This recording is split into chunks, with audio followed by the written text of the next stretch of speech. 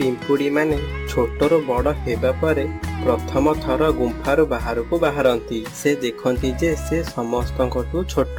ସେଥିପାଇଁ ଲୋକମାନେ ତାଙ୍କୁ ହେ ଜ୍ଞାନ କରି ତାଙ୍କ ଉପରେ ଚଢ଼ିକି ପଳାନ୍ତି। ତାଙ୍କ ମଧ୍ୟରୁ ଦୁଇଟି ପିମ୍ପୁଡ଼ି ସେଠାରୁ ଯେମିତି ସେମିତି ଲୋକମାନଙ୍କଠୁ ବଞ୍ଚି ଖାଦ୍ୟ ସନ୍ଧାନରେ ଗୋଟିଏ ଗୁମ୍ଫାରେ ଯାଇ ପହଞ୍ଚିଲେ। ପିମ୍ପୁଡ଼ି ମାନେ ଦେଖନ୍ତି ଯେ ଗୁମ୍ଫାରେ ଗୋଟିଏ ବୃଦ୍ଧ ମହିଳାକୁ ବାନ୍ଧିକି ରଖାଯାଇଥିଲା ଓ ଶୁଆଟିକୁ ପଞ୍ଜୁରୀରେ ବନ୍ଦୀ କରି ରଖାଯାଇଥିଲା। ବୁଢ଼ୀମା, ତୁମକୁ ଏଇଠି କିଏ ବାନ୍ଧିକି ରଖିଛି? ତମର ଏଇ ଅବସ୍ଥା କିଏ କଲା? ଗୋଟିଏ ରାକ୍ଷସ ମୋର ଯାଦୁଇ ବାଡ଼ି ମୋ ଠାରୁ ଛଡେଇ ନେଇଗଲା ଓ ମତେ ଏଠାରେ ବାନ୍ଧିଦେଲା। ଆମେ ତମର କି ସାହାଯ୍ୟ କରିପାରିବୁ ମା? ତମେ ତ ବହୁତ ଛୋଟ, ତମେ ବା ମୋର କି ସାହାଯ୍ୟ କରିପାରିବ? ହଉ, କହୁଛ ଯଦି ସେ ରାକ୍ଷସଟିକୁ ମାରି ମତେ ଏଠାରୁ ରକ୍ଷା କର। ସେତିକି ବେଳେ ରାକ୍ଷସ ଦେଖାଦିଏ।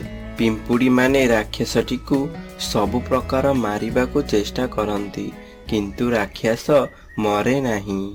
କିନ୍ତୁ ହଠାତ୍ ଶୁଆଟି ନାଚି ଉଠିଲା। ଇରେ ବୋକା ପିମ୍ପୁଡ଼ି ମାନେ, ତମେ ମାନେ ଯେତେ ମାରିଲେ ବି ସେ ରାକ୍ଷସ ମରିବ ନାହିଁ। ତା ଜୀବନ ତା ପାଖରେ ନାହିଁ।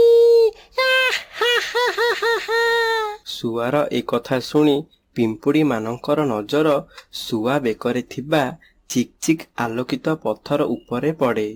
ପିମ୍ପୁଡ଼ି ଶୁଆ ପାଖକୁ ଯାଇ ସେ ଆଲୋକିତ ପଥରଟିକୁ ଶୁଆ ବେକରୁ ଛିଣ୍ଡେଇ ନିଆଁକୁ ଫୋପାଡ଼ି ଦିଅନ୍ତି।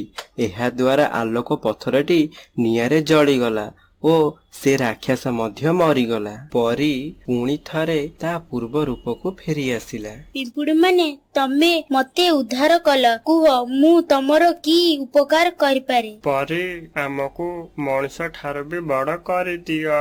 ପରି ଯାଦୁଇ ବାଡ଼ି ଦ୍ୱାରା ପିମ୍ପୁଡ଼ି ମାନଙ୍କୁ ବହୁତ ବଡ଼ କରିଦିଅନ୍ତି। କିନ୍ତୁ ମନେ ରଖ, କେବେ ବି ମଣିଷର ଧନ ଜୀବନକୁ ହାନି ପହଞ୍ଚାଇବ ନାହିଁ। ପିମ୍ପୁଡ଼ି ମାନେ ଗୁମ୍ଫାରୁ ବାହାରକୁ ବାହାରିଲେ।